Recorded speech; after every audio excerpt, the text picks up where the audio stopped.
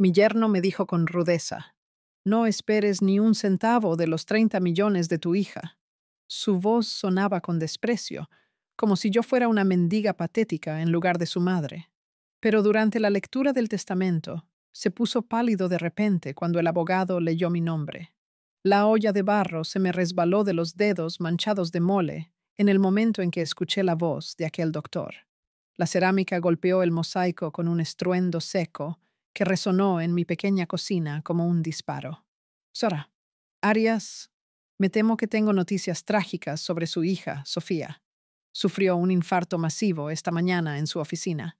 Las palabras rebotaban en mi cráneo sin encontrar dónde quedarse. Sofía, un infarto. Mi niña solo tenía 42 años.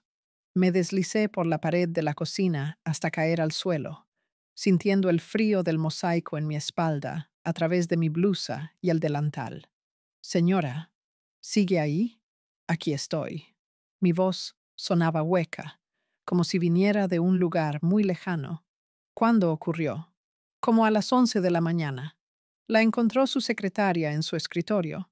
Los paramédicos hicieron todo lo que pudieron, pero ya se había ido. ¿Ya se había ido? La frase se retorció en mi pecho como un cuchillo.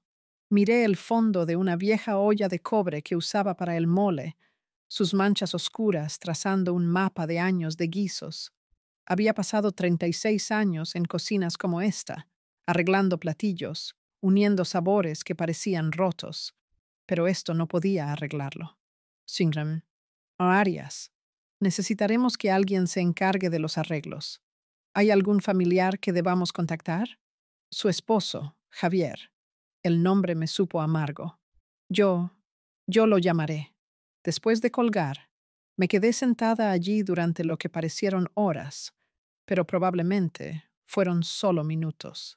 El calor de la tarde de Oaxaca entraba por la puerta abierta de la fonda, trayendo el aroma a comino y a maíz.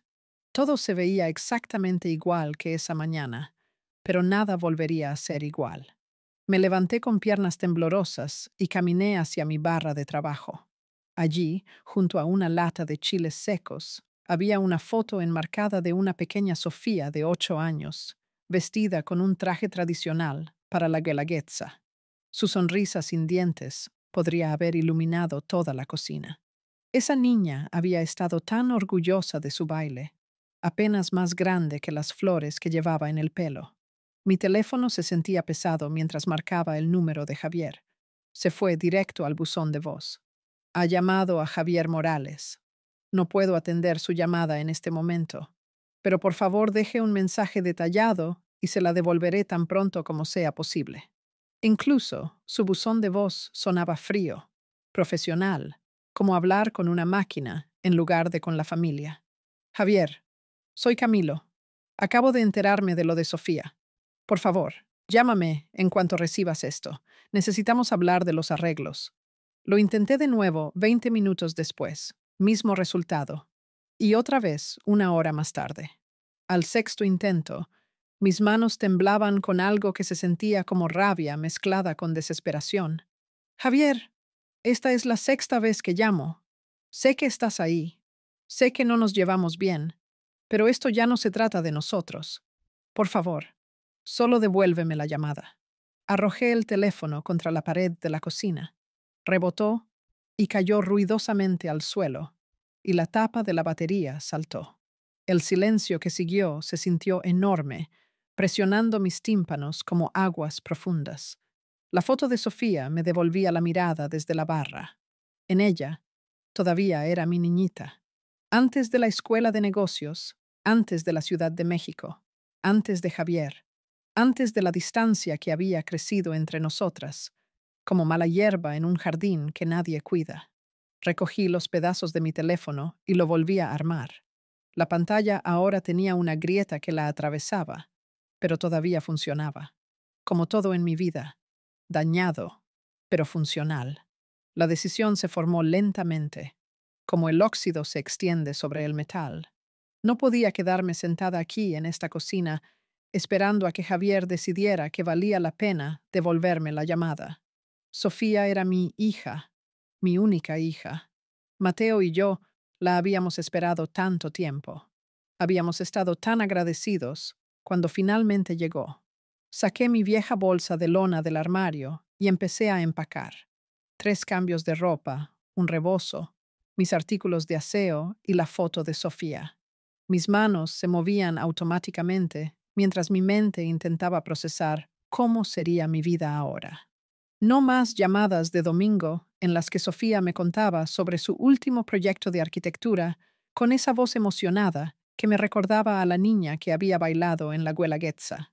No más tarjetas de Navidad con fotos de ella de pie frente a edificios cada vez más lujosos.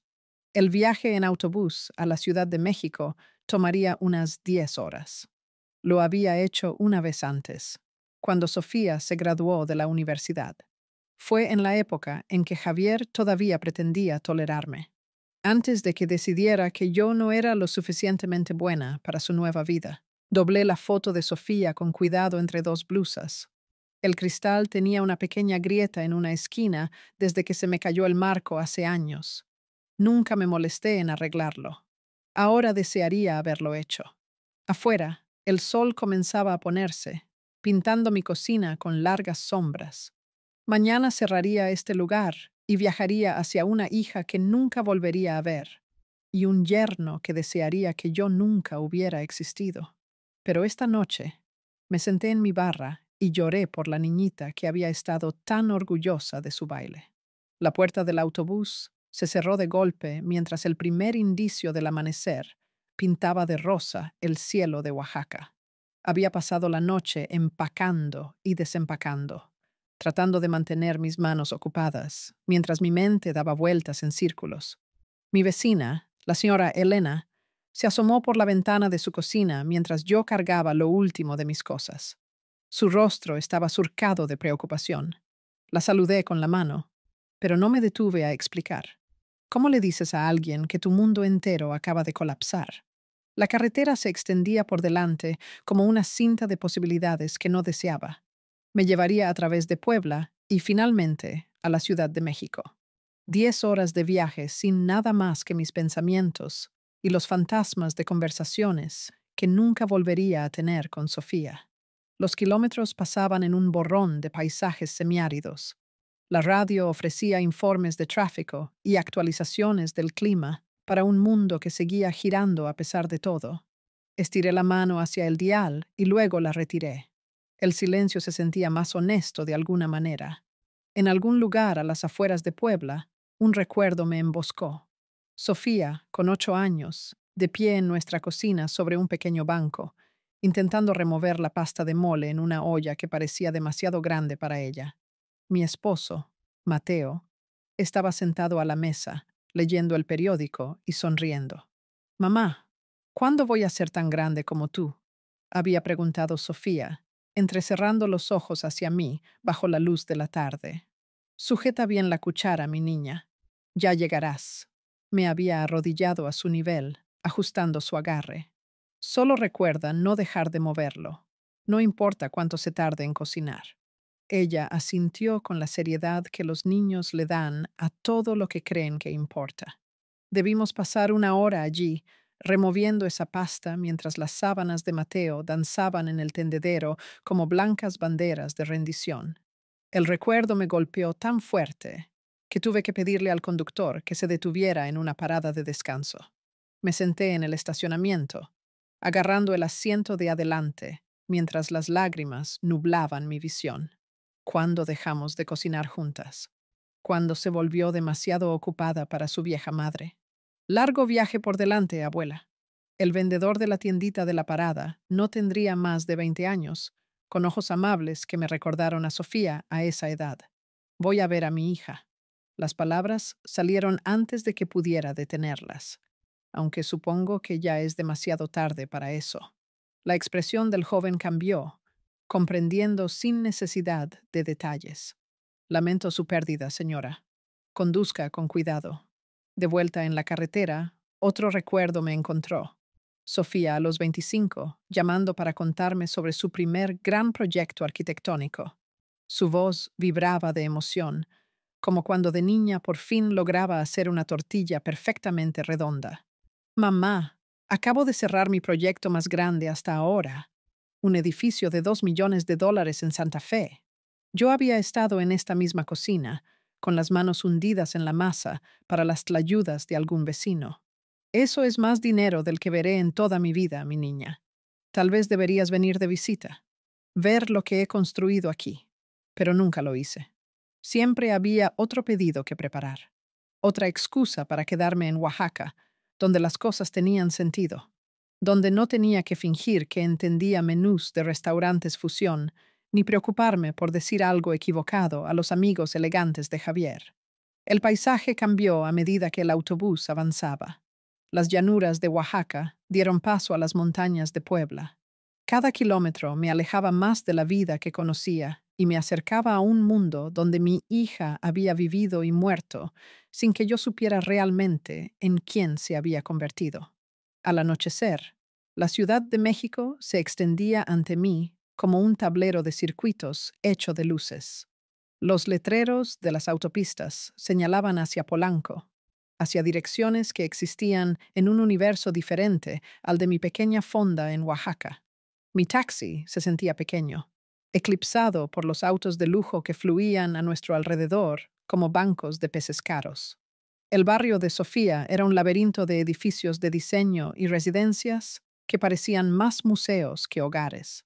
En cada entrada había coches que valían más de lo que yo había ganado en los últimos 5 años. Palmeras altas bordeaban las calles como centinelas. Sus hojas susurraban en una brisa que olía a dinero y secretos. Encontré la dirección y me detuve frente a un edificio con una seguridad que parecía la de un castillo. A través de las rejas de hierro pude ver un vestíbulo tan grande que mi casa entera cabría dentro con espacio de sobra. Aquí había vivido mi hija. Este era el mundo que había elegido por encima de las cenas de domingo y las fiestas del pueblo. El motor del taxi se apagó, el único sonido en este silencio perfecto. Revisé mi apariencia en el espejo retrovisor, mi blusa arrugada por el viaje, el cansancio de una noche sin dormir, ojos enrojecidos por el dolor y el agotamiento. No era exactamente la imagen de una suegra de Polanco, pero estaba aquí. Después de 10 horas de recuerdos y arrepentimientos, finalmente estaba aquí. Respiré hondo, saboreando el aire desconocido del hogar que mi hija había elegido, y abrí la puerta. El intercomunicador del portón electrónico zumbó como una avispa enojada cuando me acerqué. Columnas de mármol flanqueaban la entrada, cada una probablemente valiendo más que mi pensión anual. A través de los barrotes, pude ver una entrada circular con una fuente en el centro, el agua danzando bajo la dorada luz del atardecer. Presioné el botón y esperé. En algún lugar dentro de ese palacio, Javier estaba decidiendo si yo valía su tiempo. ¿Qué quieres? Su voz crepitó a través del altavoz, lo suficientemente afilada como para cortar vidrio. Javier, soy Camilo. Viajé desde Oaxaca. Necesitamos hablar sobre Sofía. El silencio se extendió entre nosotros como un alambre tenso. Podía imaginarlo de pie en cualquier habitación que usara como centro de mando, calculando si reconocer mi existencia valía la pena. ¿Qué haces aquí, Camilo? Vine por Sofía. Necesitamos discutir los arreglos del funeral. Yo puedo encargarme de todo. Deberías volver a Oaxaca. El portón permaneció cerrado. Detrás de él, las luces automáticas comenzaban a iluminar el paisaje, convirtiendo el edificio en algo salido de un cuento de hadas o una pesadilla, dependiendo de la perspectiva. Sé que no nos llevamos bien, pero este no es el momento para eso. Mantuve mi voz firme, como lo haría con un cliente que pensara que estaba tratando de engañarlo. Ella también era mi hija. Otra larga pausa. Luego, el portón comenzó a abrirse con precisión mecánica. Está bien, pero límpiate los zapatos antes de entrar. Dejé mi pequeña bolsa de viaje junto a un Mercedes, que probablemente costaba más que mi casa. El contraste era casi cómico, como un perro callejero en una exposición canina. Me quité el rebozo de los hombros y me pasé una mano por el pelo cano, tratando de parecer presentable para cualquier calvario que me esperaba dentro. Javier me recibió en la puerta principal y tuve que admitir que se veía bien para un hombre que acababa de perder a su esposa. Traje de diseñador de corte impecable, peinado con precisión profesional, ni un pelo fuera de lugar. Me miró de arriba abajo como si yo fuera algo desagradable que hubiera encontrado en su zapato. «Te ves terrible», dijo a modo de saludo. «Ha sido un día largo». Se dio la vuelta y entró en la casa sin decir una palabra más. Sus mocasines de diseñador resonando en los pisos de mármol que se extendían hacia un techo lo suficientemente alto como para albergar un circo. Lo seguí, tratando de no quedarme boquiabierta ante los candelabros de cristal y las obras de arte que pertenecían a museos. Todo era blanco, metálico y perfecto, como el vestíbulo de un hotel diseñado para intimidar. «Siéntate», señaló una sala de estar del tamaño de toda mi casa. Los muebles parecían no haber sido usados nunca, dispuestos alrededor de una mesa de centro hecha de lo que parecía ser una sola losa de mármol. Me acomodé en un sofá que probablemente valía más que mi fonda. Mis huaraches gastados se veían ridículos sobre alfombras que costaban más que la mayoría de los autos. Javier permaneció de pie, manteniendo el terreno elevado tanto literal como figurativamente. «Ya he comenzado a hacer los arreglos», dijo. Su tono sugería que yo era una interrupción inoportuna. La funeraria, el servicio, todo está bajo control. ¿Y el entierro? Sofía nunca me dijo que quería. «Será incinerada. Es más práctico», lo dijo como si estuviera discutiendo la recolección de basura. «Realmente no hay nada que puedas hacer aquí, Camilo. Agradezco que hayas venido, pero puedo encargarme de todo yo mismo». Miré alrededor de la habitación, observando la vista a través de ventanales que mostraban un jardín con una cancha de tenis y una piscina. Esta era la vida que mi hija había construido, el mundo que había elegido. Era impresionante, tenía que admitirlo. También era frío como una morgue. «¿Cuándo es el servicio?» «El viernes. Muy pequeño, muy privado.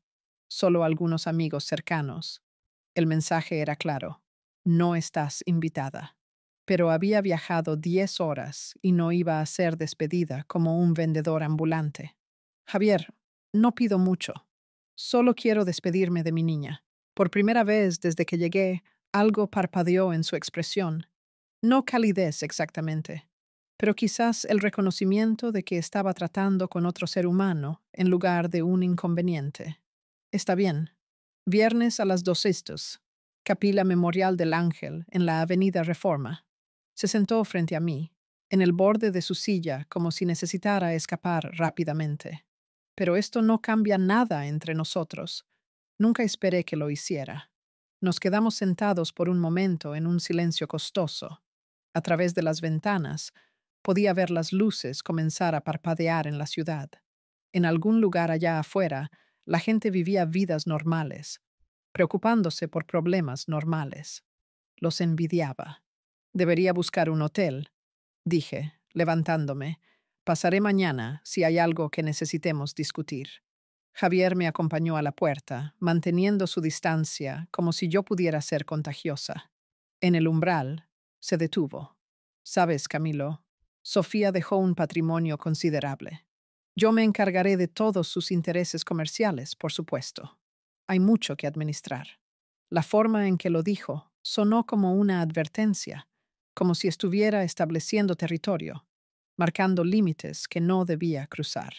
Asentí y caminé de regreso hacia la salida, sintiendo sus ojos en mí hasta que salí por el portón. Al alejarme de ese edificio, lo vi por el espejo retrovisor, todo iluminado como un crucero en la oscuridad. Mi hija había vivido allí, había caminado por esos pisos de mármol y mirado por esas ventanas. Había construido esta vida, esta fortuna, este mundo perfecto, y de alguna manera, en todo ello, no había habido espacio para su vieja madre. El suelo de mármol se sentía frío bajo mis gastados huaraches, mientras Javier me guiaba más adentro del mundo de Sofía. Cada paso resonaba en el pasillo cavernoso, rebotando en paredes revestidas con obras de arte que probablemente costaban más que mi casa. Se movía con la confianza de alguien que poseía todo lo que tocaba, sus zapatos caros resonando como una cuenta regresiva hacia algo inevitable. Esta era la oficina de Sofía, dijo, abriendo pesadas puertas de roble. Pasaba la mayor parte de su tiempo aquí hacia el final. La habitación me dejó sin aliento. Ventanales de piso a techo ofrecían vistas a las luces de la ciudad, y cada superficie brillaba con un éxito que nunca había presenciado de primera mano. Premios de arquitectura abarrotaban los estantes. Fotos mostraban a Sofía dando la mano a gente en trajes caros, y un enorme escritorio dominaba el centro como un altar al logro. Javier tomó un marco de cristal que contenía una foto de Sofía en alguna gala de caridad, ambos con ropa de gala que costaba más que mi fonda. Le encantaban estos eventos. Éramos la pareja de poder. Estudié la foto. Sofía se veía diferente a la última vez que la había visto, más delgada, más vieja de alguna manera, aunque sonreía para la cámara. Nunca mencionó estas fiestas. Sofía no hablaba mucho de su vida social con... Hizo una pausa, dejando la frase suspendida como una cuchilla. Bueno, estaba muy ocupada. Moviéndose hacia el escritorio, comenzó a sacar papeles y agendas. Necesitamos finalizar los arreglos. La funeraria necesita decisiones esta noche. ¿Y el entierro? Mateo está enterrado en el Panteón de Santa Cruz, Xocotlán, en casa. Sofía solía visitar su tumba cuando era joven. La risa de Javier fue aguda como un cristal al romperse. Sofía siempre quiso ser incinerada, no enterrada. Me lo dijo muchas veces. No. La palabra salió más dura de lo que pretendía. Me dijo que quería estar junto a su padre en el panteón. Tú no sabes lo que ella quería en estos últimos años, Camilo. El calor subió por mi pecho. Quizás no, pero la conocí durante 42 años, y tú la conociste durante 2. Su sonrisa podría haber congelado el agua. 2 años como su esposo. Eso cuenta más que décadas como una madre distante. Las palabras golpearon como puñetazos. Me aferré al borde del escritorio de Sofía, sintiendo la madera lisa bajo mis dedos callosos. Cada premio, cada reconocimiento, cada símbolo de éxito, me miraba desde arriba, como jueces que me declaraban culpable. Mira esto. Javier levantó el teléfono de Sofía, desplazándose por los contactos. Socios de negocios, inversores, amigos del club de campo. 200 nombres de personas que le importaban. Luego se movió por la lista con desdén, eliminando nombres que consideraba indignos. Esta persona no ha visto a Sofía en meses. Este es solo un conocido del golf. Mantendremos el servicio pequeño, elegante. Lo observé reducir las relaciones de mi hija a marcas en su lista privada. Cada nombre eliminado se sentía como otra pieza de Sofía desapareciendo, otra conexión cortada por su juicio. ¿Y sus amigos de la universidad? La gente con la que creció en Oaxaca. Esa gente no encaja con la imagen que estamos proyectando. Imagen. No recuerdo. No amor. No respeto por los muertos.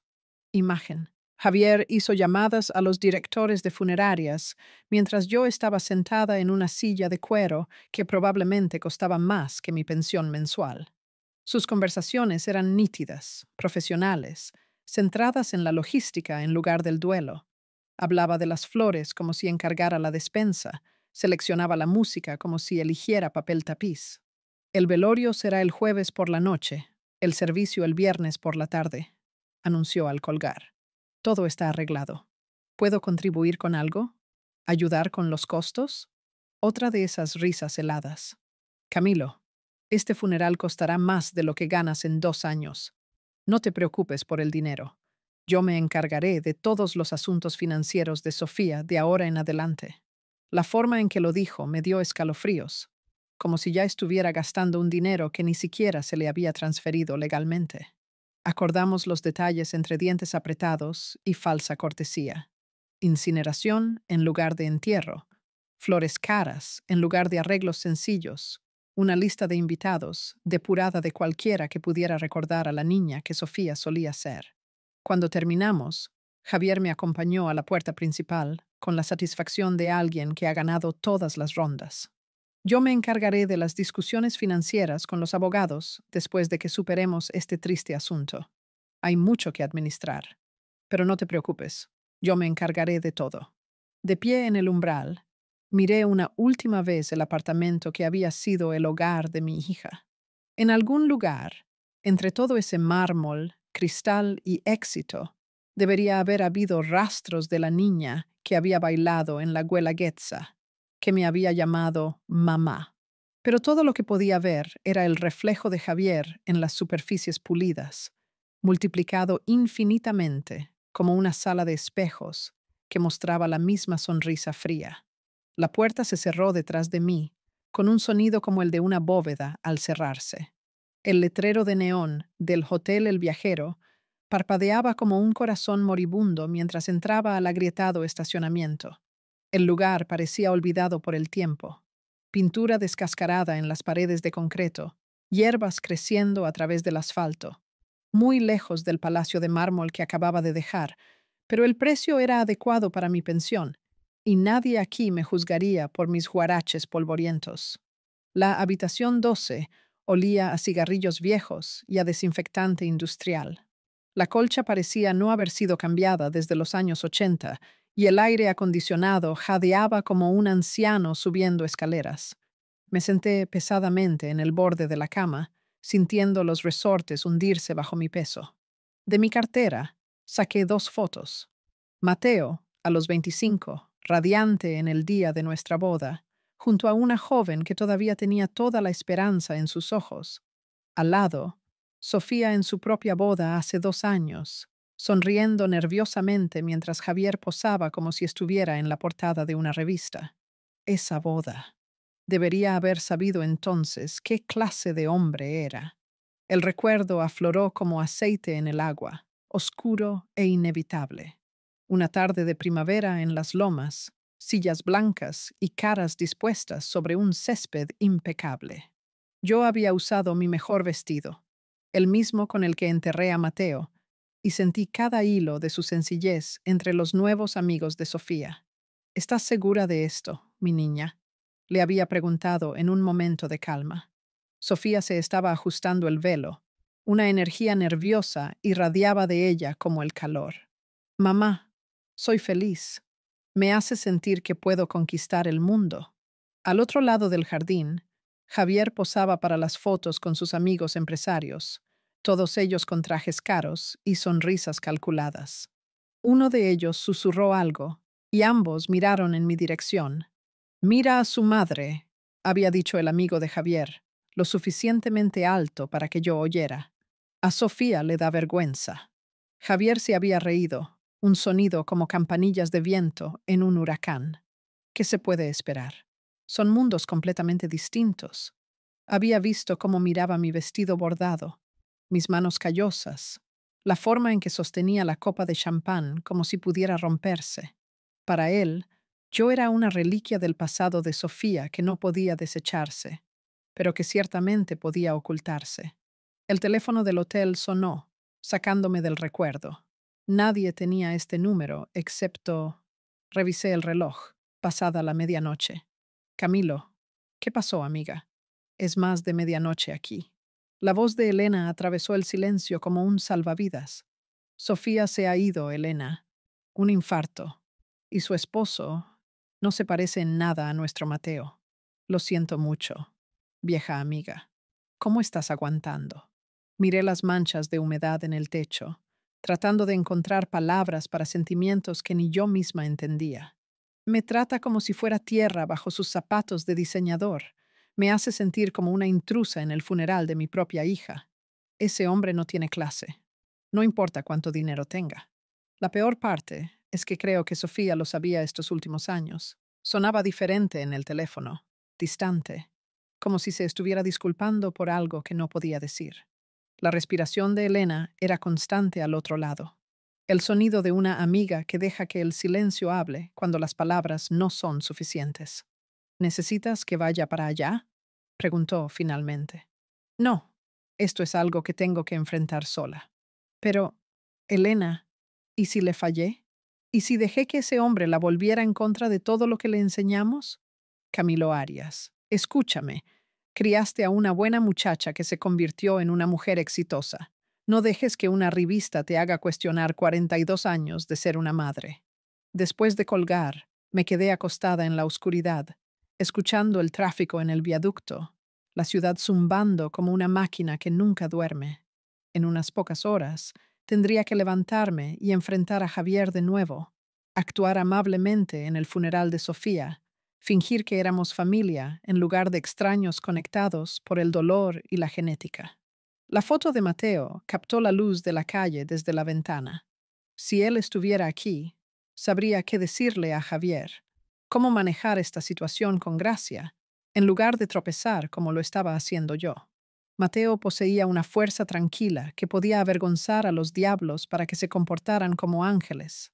Pero Mateo se había ido, y Sofía se había ido, y yo estaba sola en una habitación de hotel barata, tratando de averiguar cómo enterrar a mi hija con dignidad, mientras su viudo me trataba como a una sirvienta. El mañana traería sus propios desafíos. Esta noche, lo único que podía hacer era aferrarme al recuerdo de Mateo y esperar que me diera fuerzas para lo que sea que Javier hubiera planeado a continuación. El despertador brillaba con las 12:47 a.m. cuando finalmente cerré los ojos.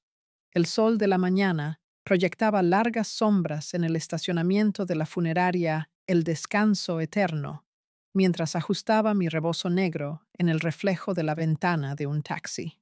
El jueves había pasado en un borrón, buscando un vestido oscuro y decente en un mercado y evitando las llamadas de Javier sobre detalles de última hora. Ahora, el viernes había llegado con el peso de una finalidad que no estaba lista para soportar. Dentro de la funeraria, el aire estaba cargado con el aroma de los lirios y conversaciones susurradas.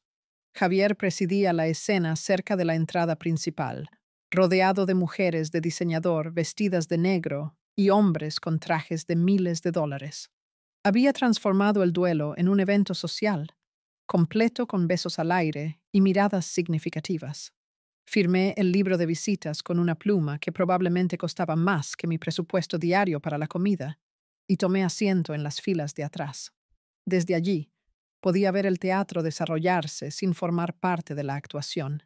¡Qué tragedia!, le decía una mujer a Javier. Y tan joven.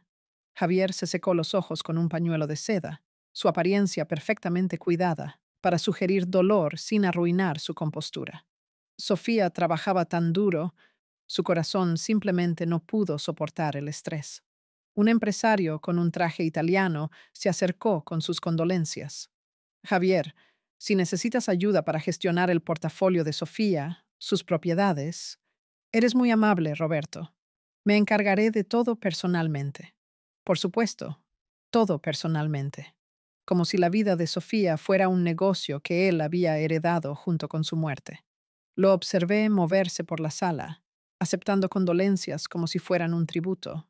Cada conversación era un cuidadoso equilibrio entre un duelo actuado y una red de contactos estratégica.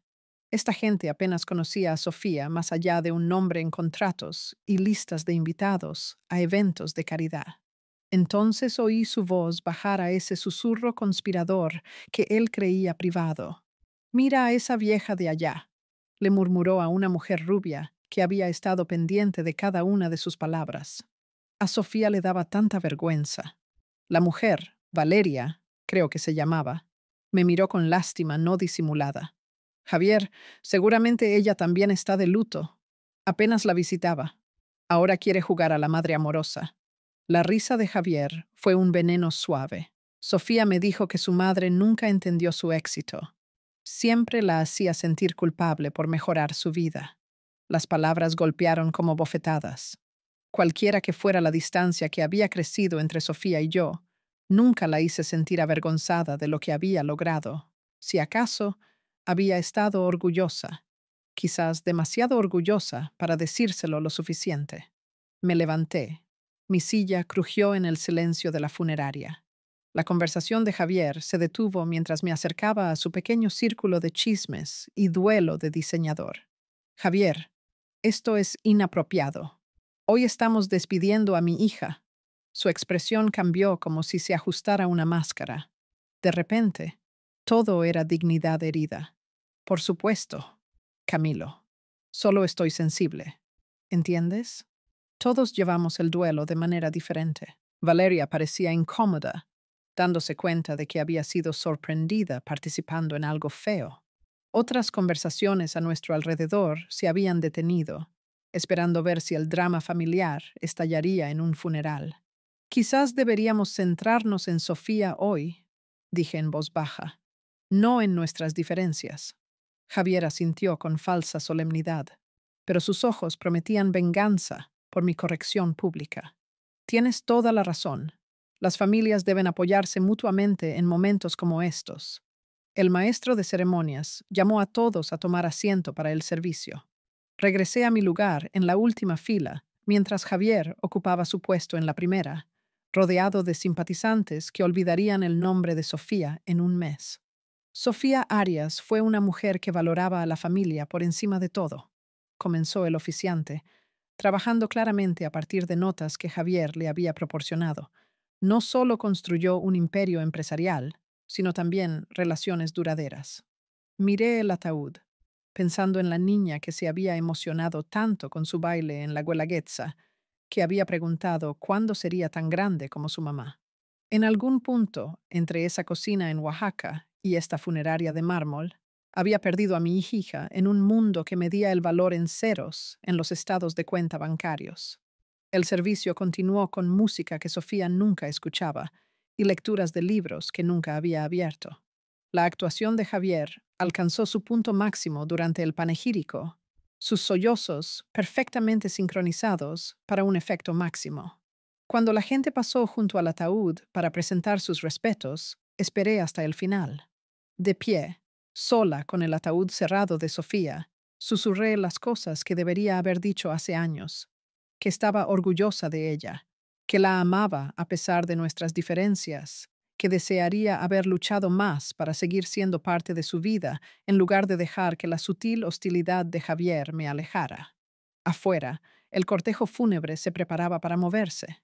Javier, rodeado de sus seguidores, ya estaba discutiendo el manejo de los asuntos legales después de este triste negocio con alguien que parecía un abogado. Subí a un taxi para seguir el cortejo, viendo a Javier en su camioneta negra a través de la ventanilla. Estaba revisando su reflejo en la pantalla de su teléfono, pasando ya del duelo a lo que viniera después. Algo frío se instaló en mi estómago. Javier estaba demasiado confiado, demasiado ansioso por discutir los asuntos financieros de Sofía, como si ya supiera exactamente lo que contenían. La mesa de conferencias de caoba, en la oficina del licenciado Serrano, se sentía tan fría como la tierra del panteón que acabábamos de dejar. 42 pisos por encima del centro de la Ciudad de México, el sol de la tarde se filtraba a través de ventanas polarizadas, bañando todo en un tono dorado que de alguna manera hacía que el entorno formal se sintiera aún más alejado de la realidad. Javier había viajado en la camioneta negra con sus simpatizantes, mientras que yo lo había seguido en mi taxi, sintiéndome como una intrusa en la ceremonia final de mi propia hija. Ahora, él estaba sentado a la cabeza de la pulida mesa, como si presidiera una reunión de junta directiva, su traje de diseñador perfectamente arreglado, ni un pelo fuera de lugar a pesar del día emotivo. El licenciado Serrano parecía en todo momento el abogado exitoso, canoso, traje caro, el tipo de confianza tranquila que proviene de décadas de manejar crisis familiares. Las paredes de su oficina estaban revestidas de libros de derecho y diplomas que probablemente costaban más que mis ingresos anuales solo para enmarcar. Gracias a todos por venir, comenzó Serrano, su voz con la simpatía practicada de alguien que ha dirigido cientos de estas lecturas. Sé que ha sido un día difícil. Javier se alisó el saco y comprobó su reflejo en la ventana detrás de él. Incluso en el duelo, estaba actuando, asegurándose de que cada ángulo fuera perfecto para cualquier audiencia que imaginara que lo estaba observando. Camilo, no necesitas quedarte, dijo, sin molestarse en mirarme directamente. De todos modos, no esperes ni un solo centavo de los $30 millones de mi esposa. El desprecio me golpeó como una bofetada, pero me había acostumbrado a su crueldad casual. Empecé a levantarme, con mi rebozo apretado en mis manos curtidas, cuando algo me hizo detenerme. Solo quiero escuchar los últimos deseos de Sofía. El último deseo de Sofía era proveer para mí. Es el derecho de un esposo.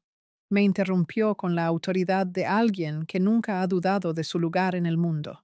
Esto es realmente solo una formalidad.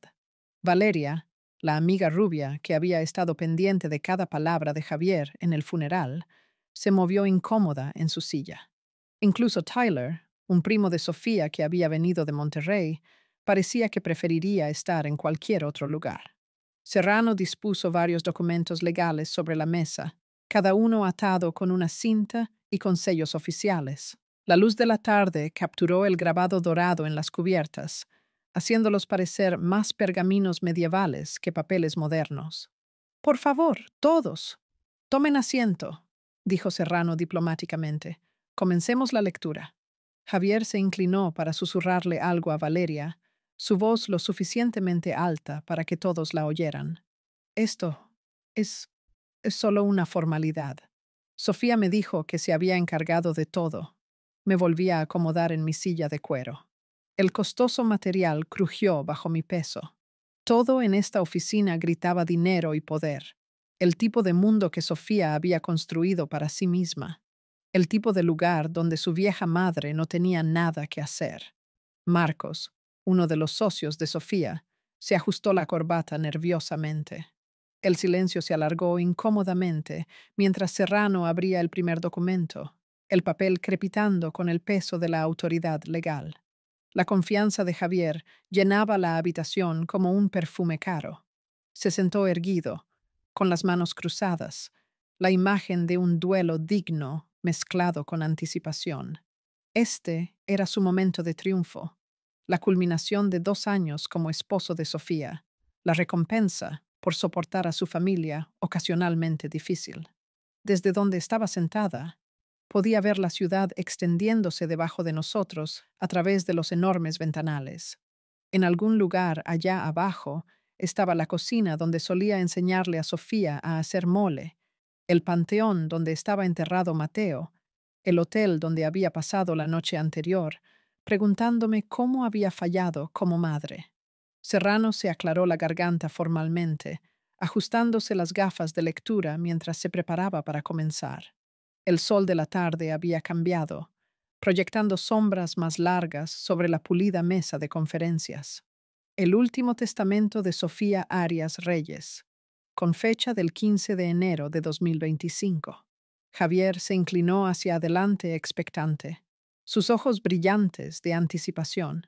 Yo me recliné en mi silla, resignada a escuchar cuán completamente había sido borrada del capítulo final de mi hija. La voz del licenciado Serrano resonó en la silenciosa sala de conferencias mientras leía el lenguaje legal y formal que siempre precede a las noticias que cambian la vida. La luz de la tarde había cambiado, proyectando sombras nítidas sobre rostros que nunca volverían a ser los mismos después de los siguientes minutos. Después de una cuidadosa consideración de mis bienes y relaciones, continuó Serrano, su tono profesional sin dar ninguna pista del terremoto que estaba a punto de golpear, hago los siguientes legados. Los dedos de Javier tamborileaban silenciosamente contra el reposabrazos de cuero, su anillo de bodas capturando la luz. Se había posicionado como un rey recibiendo tributo, seguro de que cada palabra confirmaría sus expectativas.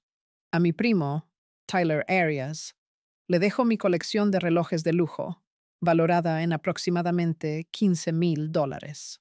Serrano hizo una pausa mientras Tyler asentía agradecido.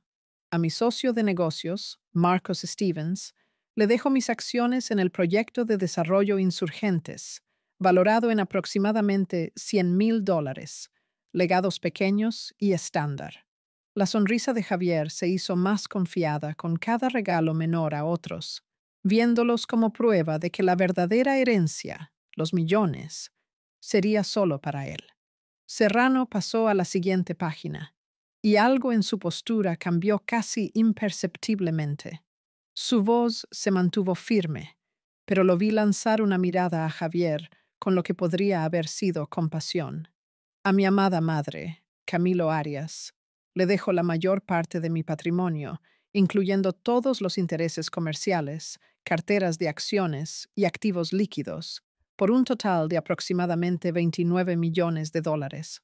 Las palabras quedaron suspendidas en el aire como el humo de una explosión. El color desapareció del rostro de Javier tan rápido que pensé que podría desmayarse. Su boca se abrió, pero al principio no salió ningún sonido. Eso es imposible, susurró, su voz apenas audible. Serrano continuó leyendo como si no lo hubiera oído, su formación profesional manteniéndolo enfocado en los requisitos legales. A mi esposo, Javier Morales, le dejo el condominio de la Condesa, valorado en aproximadamente $800,000, junto con todo el mobiliario y efectos personales contenidos en él. La mano de Javier voló a su pecho. Su respiración se volvió superficial y rápida. El hombre confiado que me había despedido minutos antes parecía haber sido golpeado físicamente. Sofía, ¿por qué harías esto? Me oí decir, aunque las palabras se sentían desconectadas de mis pensamientos. 29 millones de dólares. El número era tan grande que no parecía real. Esto no puede estar bien. La voz de Javier se quebró mientras se inclinaba hacia adelante, agarrando el borde de la mesa. Revise los documentos otra vez. Los demás en la mesa intercambiaron miradas de asombro. La boca de Tyler estaba abierta. Marcos parecía estar calculando algo en su cabeza. Valeria miraba a Javier con evidente preocupación por el estado mental de su amigo. Serrano mantuvo su compostura profesional, aunque pude ver la tensión en sus hombros. El testamento fue debidamente ejecutado y atestiguado, señor Morales. Estos son los deseos legales de Sofía. Javier comenzó a temblar, su fachada cuidadosamente construida resquebrajándose como hielo en primavera. El hombre que había pasado el día interpretando al viudo afligido se enfrentaba a la realidad de que su esposa había elegido a su madre de pueblo por encima de él. Mis propias manos temblaban mientras las implicaciones me golpeaban. 29 millones de dólares, más dinero del que podía comprender, y mucho menos administrar. ¿Por qué Sofía había hecho esto? Nos habíamos distanciado a lo largo de los años, apenas hablábamos, excepto por forzadas llamadas en días festivos. Tiene que haber algún error, dijo Javier de nuevo, pero su voz ahora tenía menos convicción. Los documentos legales esparcidos sobre el escritorio de Serrano eran oficiales, sellados, imposibles de rebatir. Serrano cruzó las manos sobre la mesa, esperando que el shock se asentara antes de continuar con cualquier disposición adicional.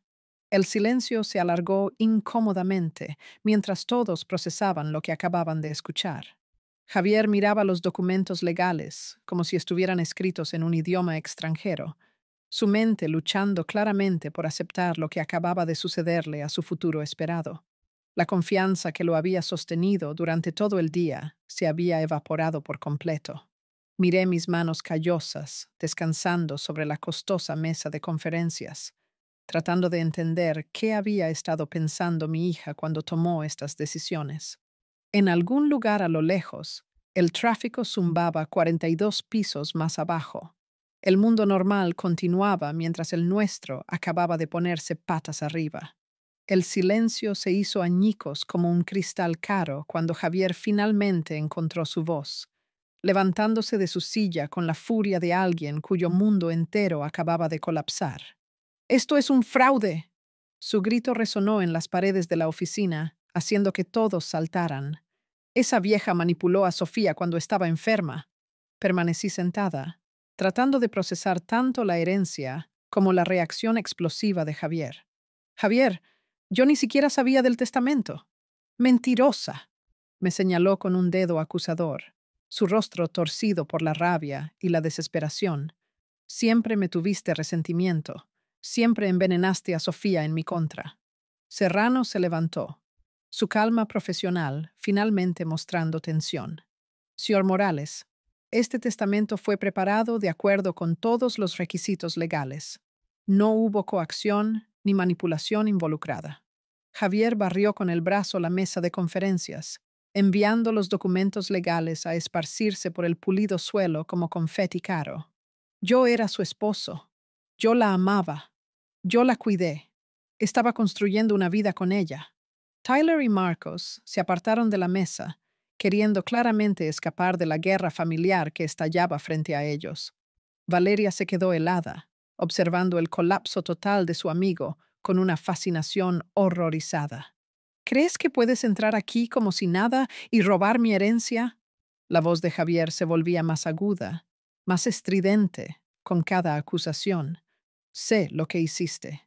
Manipulaste a una mujer enferma que se sentía culpable por ser una mala hija. Las palabras dolieron porque llevaban suficiente verdad como para herir. Yo había sido distante. Había dejado que el trabajo y la vida de pueblo me mantuvieran alejada del mundo de Sofía. Pero ¿manipulación? Apenas la había visto en los últimos 2 años. Javier, por favor, empecé, pero me interrumpió con otra ola de furia. No te atrevas a decirme, Javier, por favor. Agarró su portafolio de diseñador como un arma, apretándolo contra su pecho. Yo sacrifiqué todo por Sofía. Renuncié a oportunidades de negocio. Me mudé a esta ciudad. Interpreté al esposo perfecto para sus socios. Serrano estaba recogiendo los documentos esparcidos del suelo, tratando de restaurar algo de orden profesional en el caos. Señor Morales, si desea impugnar el testamento, es su derecho legal, pero este arrebato no está ayudando a nadie. ¿Impugnarlo? Javier se rió, pero sonó más como un cristal rompiéndose que como humor. Voy a destruirlo. Ningún tribunal va a creer que Sofía elegiría a una madre ausente por encima del esposo que estuvo a su lado. Giró hacia la puerta, luego se volvió para un último ataque. ¿Quieres saber por qué Sofía se casó conmigo, Camilo? Porque yo la hacía sentir valiosa de maneras que usted nunca pudo. Porque yo entendía el éxito y la ambición, no solo cómo preparar mole en una cocina de pueblo. El golpe dio en el blanco. Sentí cada año de distancia entre Sofía y yo, cada visita perdida, cada llamada que terminaba demasiado pronto porque nos habíamos quedado sin cosas que decir. No voy a permitir que esto se quede así, declaró Javier, su voz con la convicción de alguien que nunca ha perdido una pelea. Nos veremos en el tribunal. Salió furioso hacia la puerta, sus zapatos de diseñador resonando contra el mármol como disparos. En el umbral, se volvió una última vez, su rostro una máscara de furia y determinación. Esto no ha terminado, vieja. Ni de lejos. La puerta se cerró de golpe detrás de él, con fuerza suficiente para hacer vibrar las ventanas. La sala de conferencias cayó en un silencio de shock. El único sonido provenía de la cuidadosa recolección de los papeles legales esparcidos por parte de Serrano. Tyler se aclaró la garganta nerviosamente. Probablemente debería... Tengo un vuelo que tomar. En cuestión de minutos, la oficina se había vaciado, excepto por Serrano y yo. Me quedé allí, mirando los restos esparcidos del berrinche de Javier, preguntándome qué había puesto en marcha mi hija con sus sorprendentes últimos deseos. A través de las ventanas, podía ver el estacionamiento donde Javier probablemente ya estaba haciendo llamadas, movilizando cualquier fuerza que creyera que podría anular la decisión de Sofía. Las líneas de batalla estaban trazadas, y yo estaba a punto de convertirme en el reacio centro de una guerra que nunca quise librar. El licenciado Serrano se enderezó la corbata y comenzó a reorganizar sus documentos. Señora Arias, dijo en voz baja, creo que debe saber que esto podría complicarse. 3 días después de que Javier saliera furioso de la oficina de Serrano, yo estaba sentada en mi habitación de hotel, mirando papeles legales que apenas entendía. El Hotel El Viajero se había convertido en mi hogar a regañadientes. Su papel tapiz desvaído y su letrero de neón parpadeante eran un extraño telón de fondo para decisiones que involucraban más dinero del que jamás había imaginado. Serrano me había explicado el proceso en términos que una cocinera podría entender. Javier estaba impugnando el testamento por influencia indebida. alegando que yo había manipulado a Sofía durante un momento vulnerable. La acusación me dolía porque me pintaba como el tipo de mujer que siempre había intentado no ser. Ha contratado a Ricardo de la Peña. Me había advertido Serrano durante nuestra reunión esa mañana. Es agresivo, caro, y se especializa en impugnaciones de testamentos. Esto no será fácil. La reputación de la Peña lo precedía como un mal olor. 3 décadas de victorias en los tribunales construidas sobre la manipulación emocional y los tecnicismos legales. Si Javier quería un tiburón, había encontrado al depredador perfecto. Al final de la primera semana, Elena había llegado desde Oaxaca, su presencia llenando la apretada habitación del hotel con la comodidad de una vieja amistad. Había envejecido desde la última vez que la vi. Más canas, arrugas más profundas alrededor de sus ojos, pero su apretón de manos seguía siendo firme, su resolución inquebrantable. Javier cometió un error al contratar a De la Peña, dijo, desempacando su gastada maleta en la segunda cama. A los jurados no les gustan los abogados que se esfuerzan demasiado en manipularlos. Mientras tanto, al otro lado de la ciudad, Javier estaba firmando cheques que no podía permitirse para el bufete de abogados de la Peña. Me enteré de esto más tarde, pero en ese momento solo podía imaginar su desesperación llevándolo a apostar todo para anular la decisión de Sofía. La estrategia de la Peña se hizo evidente a través de los documentos legales que Serrano me mostró. Pintar a Sofía como vulnerable, deprimida, susceptible a las visitas de su madre que le inducían culpa. Hacerme parecer una manipuladora calculadora que se había aprovechado de las emociones de una hija enferma. La verdad era más simple y más dolorosa. Sofía y yo nos habíamos distanciado con los años. Nuestras conversaciones se convirtieron en incómodos intercambios de trivialidades. No la había visitado más a menudo antes de su muerte. Si acaso, la había visitado menos, intimidada por su éxito y la obvia hostilidad de Javier. Serrano reunió nuestras pruebas metódicamente. Historiales médicos que mostraban la excelente salud mental de Sofía hasta el día de su infarto. El testimonio del notario público, que presenció la firma del testamento, confirmando las claras intenciones de Sofía. Registros comerciales que probaban que su aguda toma de decisiones continuó hasta el día de su muerte. El testamento fue ejecutado correctamente, me aseguró Serrano durante una de nuestras sesiones de estrategia. Sofía estaba en su sano juicio. El documento es legalmente válido y no hay evidencia de coacción, pero De la Peña no estaba luchando contra los hechos. Estaba creando una historia. Durante las declaraciones, pintó imágenes de una madre distanciada, que de repente mostraba interés cuando su hija se hizo rica. Retorció la dinámica familiar normal en una siniestra manipulación. 3 semanas después de nuestra preparación, llegó la fecha del juicio, 20 de mayo de 2025. La notificación oficial se sentía más pesada de lo que debería, el lenguaje legal haciendo que todo pareciera más definitivo que la propia muerte. Elena me encontró esa noche sentada en el borde de la cama del hotel, mirando la citación judicial. La justicia ganará mañana, amiga, dijo en voz baja. Sofía tomó su decisión por razones que quizás nunca entendamos del todo, pero era su decisión. Asentí, aunque la incertidumbre me carcomía como el hambre. Había influido de alguna manera en Sofía sin darme cuenta. Mis valores tradicionales y mi apenas disimulada desaprobación de su estilo de vida la habían empujado hacia este gesto dramático. Quizás Javier tiene razón, dije. Quizás no merezco esta herencia. La respuesta de Elena fue rápida y segura. Esa muchacha vio algo en ti en lo que valía la pena confiar 29 millones de dólares. No deshonres su memoria dudando de su juicio. Afuera, la Ciudad de México zumbaba con su energía infinita. Millones de personas persiguiendo sus sueños mientras yo me preparaba para defender una herencia que nunca había querido. Mañana, un juez decidiría si los últimos deseos de Sofía se mantendrían o se desmoronarían bajo el asalto legal de Javier. Los escalones de mármol del Tribunal Superior de Justicia de la Ciudad de México se sentían más fríos que el panteón donde habíamos despedido a Sofía un mes atrás. Elena caminaba a mi lado, su presencia firme como una roca, mientras, al otro lado de la plaza, Javier emergía de un auto negro con De la Peña, ambos vestidos para la victoria. La sala 312 olía a madera vieja y a décadas de batallas legales. La jueza Ramírez, una mujer de unos 60 años con cabello gris acero y ojos agudos, comandaba la sala con una autoridad silenciosa. Había revisado los expedientes del caso, me había dicho Serrano, y no era conocida por tolerar tonterías.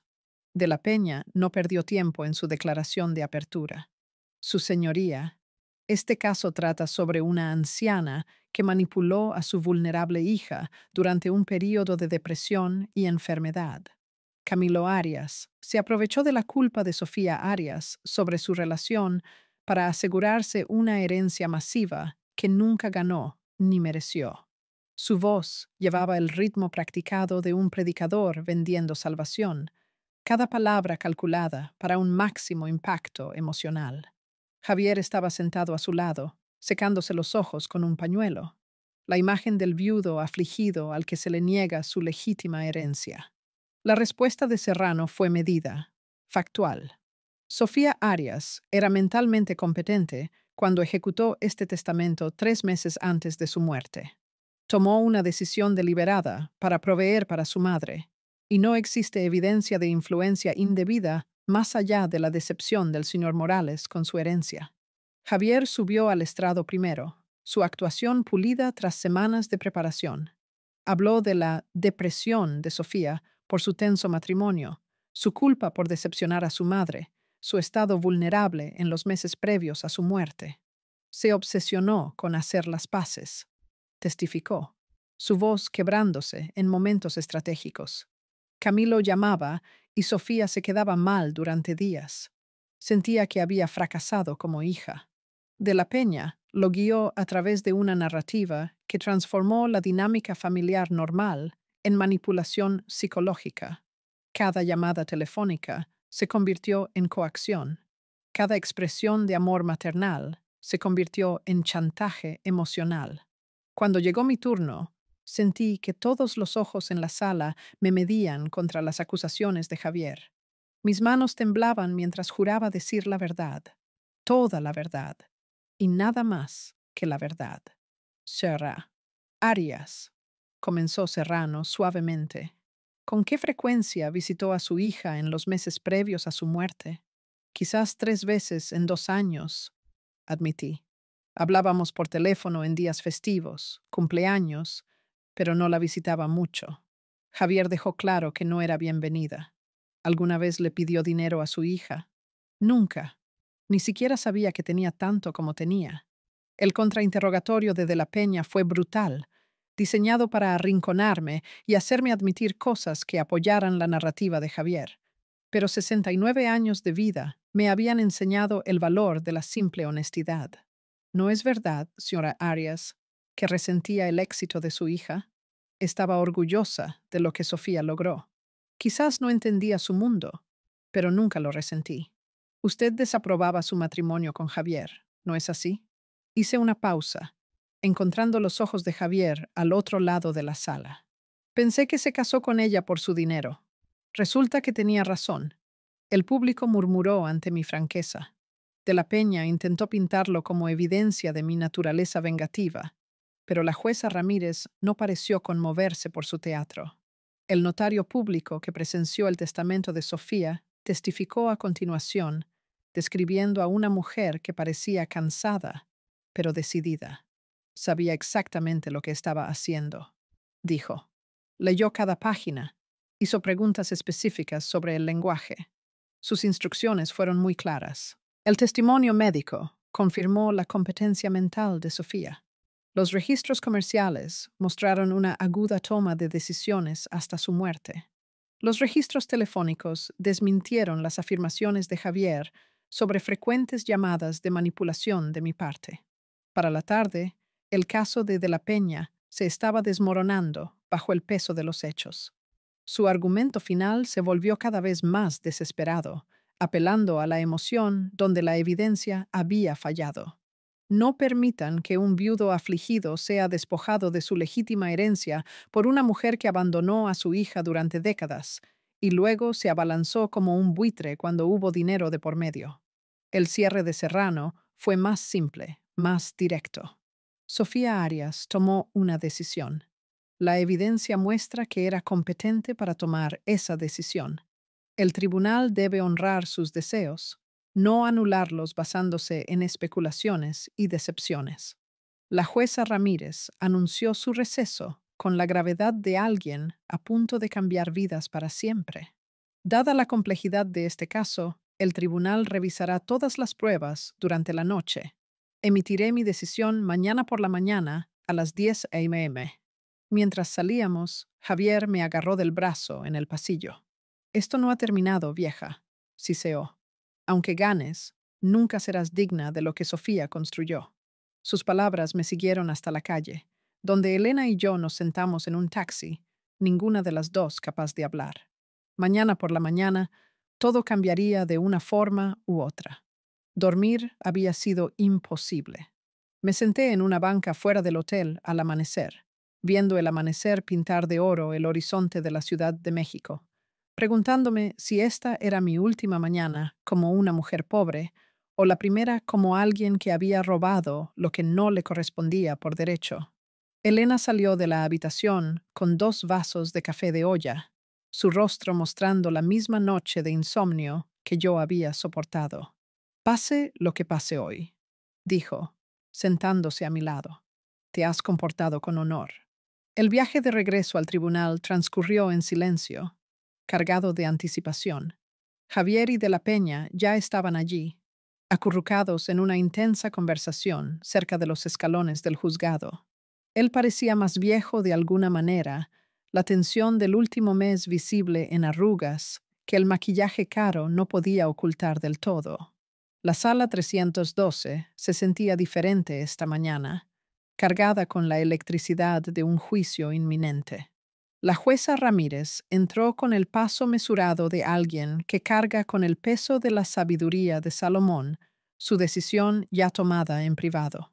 Después de una cuidadosa revisión de todas las pruebas y testimonios presentados, comenzó, su voz llegando a cada rincón de la sala silenciosa. Este tribunal considera que el testamento de Sofía Arias Reyes es legalmente válido y fue ejecutado con plena competencia mental. La aguda inhalación de Javier cortó la atmósfera formal como un cristal al romperse. El rostro de la Peña permaneció profesionalmente neutral, pero lo vi calcular las opciones de apelación detrás de su practicada compostura. La testadora tenía la clara intención de dejar su patrimonio a su madre, continuó la jueza Ramírez, y no se ha presentado ninguna prueba creíble de influencia indebida. Las expectativas decepcionadas de un heredero no constituyen motivo para anular un testamento debidamente ejecutado. Su mazo cayó con una finalidad que pareció resonar más de lo que la física debería permitir. El testamento se mantiene tal como está escrito. Caso cerrado. En el pasillo después, Javier me acorraló una última vez, su compostura finalmente rota por completo. Esto no ha terminado, vieja. Apelaré esta farsa. Javier, dije con calma, sorprendiéndome a mí misma con mi firmeza. Sofía tomó su decisión. Quizás es hora de aceptarla y seguir con tu vida. Nunca te habría elegido a ti por encima de mí si no la hubieras envenenado contra su propio esposo. Su voz llevaba la estridencia de la derrota total. Quizás ella vio algo que apenas empiezo a entender, respondí. Las palabras venían de un lugar que no sabía que existía. Se alejó furioso, con De la Peña siguiéndolo con el aire resignado de un abogado que ya preparaba mentalmente su factura por los servicios prestados. Su guerra había terminado, pero sospechaba que Javier nunca se rendiría de verdad. En la terminal de autobuses de pasajeros de Oriente, Tapo, el andén de salida de Elena, se sintió como el final de una era. Habíamos pasado juntas por algo que había puesto a prueba los cimientos de nuestra amistad de 40 años, y los encontramos sólidos como una roca. La justicia ganó hoy, amiga, dijo, apretando mi hombro con sus manos curtidas. Sofía estaría orgullosa de cómo te manejaste. Todavía no entiendo por qué hizo esto, admití.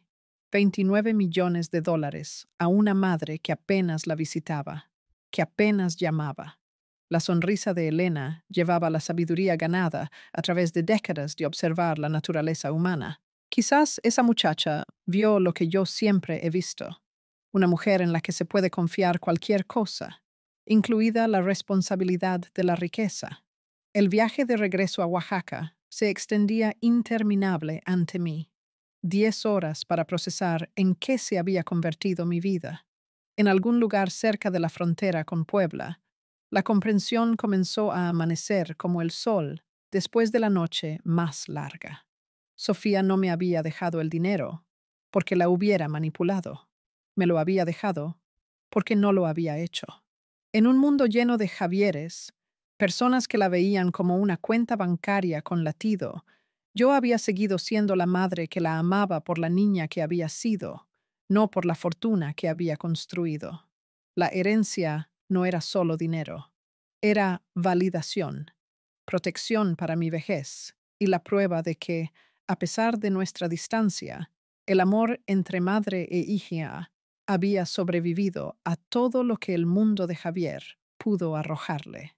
De vuelta en mi fonda 3 días después, me encontré mirando esa misma fotografía de Sofía, de 8 años, con su traje de la Guelaguetza. Pero ahora vi algo que antes me había perdido. No solo una niña orgullosa con su traje, sino la base de una mujer que había crecido sabiendo que era amada incondicionalmente. Gracias, mi niña, le susurré a la foto, mi voz espesa por una comprensión que había llegado casi demasiado tarde. Finalmente entiendo lo que intentabas decirme. Afuera, Oaxaca se extendía bajo un cielo infinito, y por primera vez en meses, el futuro se sentía lleno de posibilidades en lugar de pérdidas.